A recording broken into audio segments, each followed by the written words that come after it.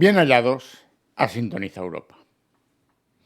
Nadie tampoco se lo ha dicho, posiblemente, pero es obligatorio para todos aquellos que manejen datos o información tecnológica de las administraciones públicas que cumplan los requisitos del Esquema Nacional de Seguridad y el Esquema Nacional de Interoperabilidad. Es legalmente obligatorio, además, que el sello oficial esté en la página web de la institución y también, si es un privado, de su empresa, y al mismo tiempo se acredite su auditoría bienal. El no cumplimiento en uno de los tres niveles significaría la anulación de cualquier concurso o contrato público. El no cumplimiento por parte de la Administración significará la sanción legal para sus responsables.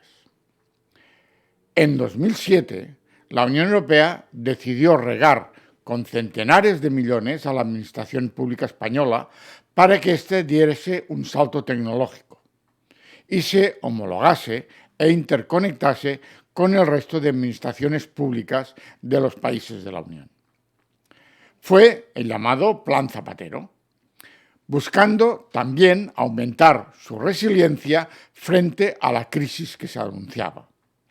La Ley 11/2007 de 22 de junio buscaba crear una herramienta efectiva que permitiera garantizar los derechos de los ciudadanos en la administración electrónica.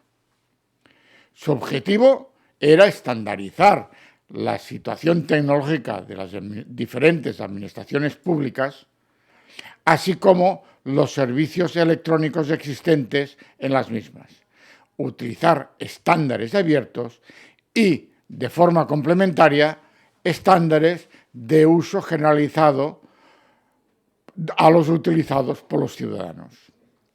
Se reconocía el derecho fundamental del ciudadano de interrelacionarse telemáticamente con la Administración. Y digo se reconocía porque estaba muy lejos de practicarse. Deben ustedes seguir a Víctor Almonacid, que es el que más sabe en este tema. Otra cosa fue que ese dinero, las administraciones, con unas elecciones municipales y autonómicas a las puertas, lo usaron para asfaltar calles, reparar farolas y algún que otro proyecto megalómano.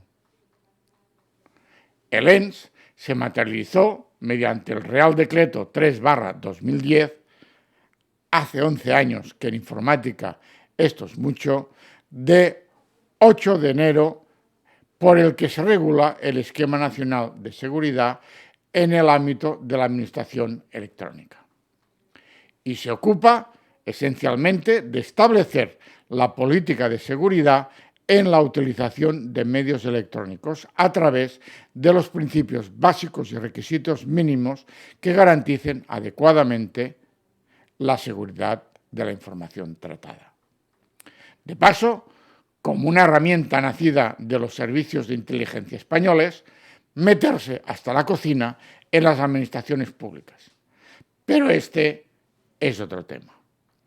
Posteriormente, fue modificado por el Real Decreto 951/2015 a la luz del fracaso de su implantación, a la vez que se miraba de actualizarnos todos a la evolución tecnológica y de las ciberamenazas y del contexto regulatorio tanto internacional como europeo.